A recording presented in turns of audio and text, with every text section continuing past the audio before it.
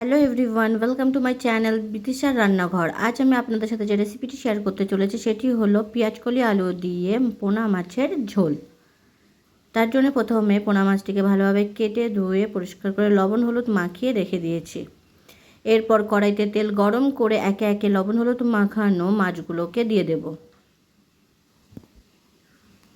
মাছগুলোকে এবার ভালোভাবে ভেজে নেব।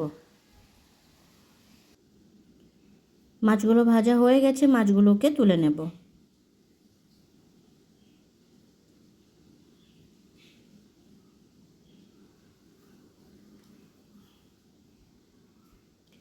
এরপর গরম তেলের মধ্যে দিয়ে দেব কালো জিরে ফোড়ন, দিয়ে সেটিকে একটু নাড়াচাড়া করে নেব। এরপর এর মধ্যে দিয়ে দেব কেটে রাখা আলুর আলুগুলোকে ভালোভাবে নাড়াচাড়া করে নেব।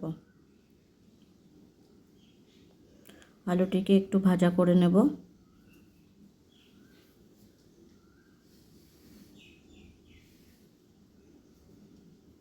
এরপর এর মধ্যে দিয়ে দেব অল্প পরিমাণ লবণ। লবণটা ভালোভাবে আলুর সাথে মিশিয়ে নেব। এরপর দিয়ে দেব পরিমাণ মতো হলুদ, দিয়ে ভালোভাবে আলুর সাথে মিশিয়ে নেব। এরপর দিয়ে দেব পেঁয়াজ কুচি, আর দিয়ে দেব ক্যাপসিকাম কুচি, দিয়ে দেব লঙ্কা কুচি, দিয়ে দেব আদা রসুন বাটা।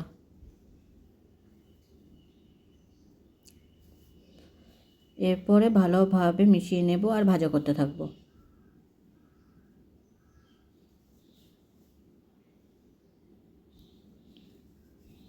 এরপর দিয়ে দেব টমেটো কুচি, টমেটোটাও মিশিয়ে নেব আর ভাজা করব।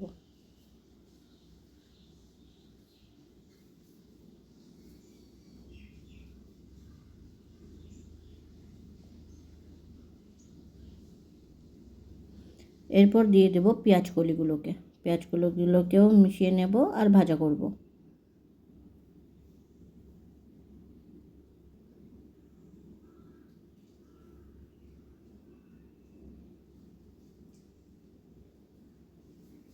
মাঝে মাঝে একটু নাড়াচাড়া করে নেব যাতে তলায় লেগে না যায়।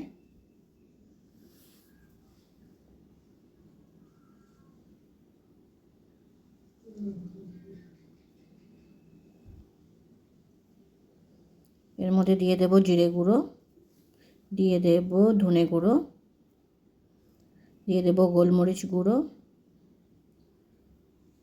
দিয়ে দেব শুকনো লঙ্কার গুঁড়ো। মশলাগুলোকে ভালোভাবে আলু পেঁয়াজ কলির সাথে মিশিয়ে নেব আর কষতে থাকবো।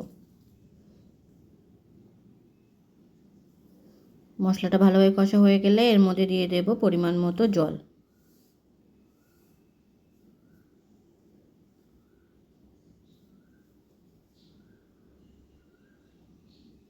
জলটা দিয়ে ঝোলটাকে একটু নাড়াচাড়া করে নেব আর ফুটতে রেখে দেব। ঝোলটা ভালোভাবে ফুটে উঠেছে।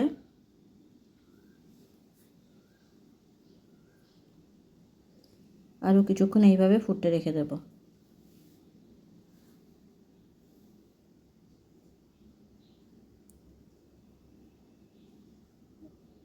এরপর এর মধ্যে দিয়ে দেব ভেজে রাখা মাছগুলোকে।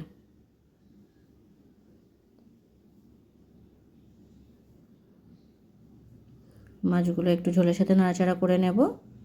আরও কিছুক্ষণের জন্যে ঝোলটিকে ফুটতে রেখে দেব।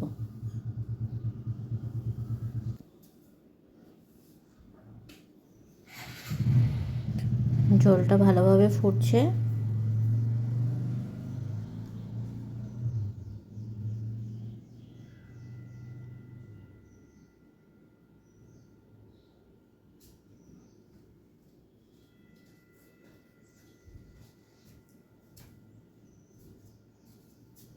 এরপর এর মধ্যে দিয়ে দেব ধনেপাতা কুচি।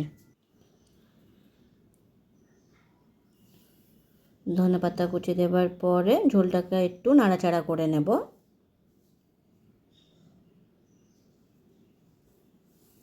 তৈরি হয়ে গেছে আমাদের পেঁয়াজকলি আলু দিয়ে পোনা মাছের ঝোল। ভিডিওটি কেমন হয়েছে অবশ্যই কমেন্ট করে জানাবেন। আর ভিডিওটি যদি আপনাদের ভালো লেগে থাকে তাহলে চ্যানেলটিকে অবশ্যই সাবস্ক্রাইব করবেন আর পাশে থাকবেন।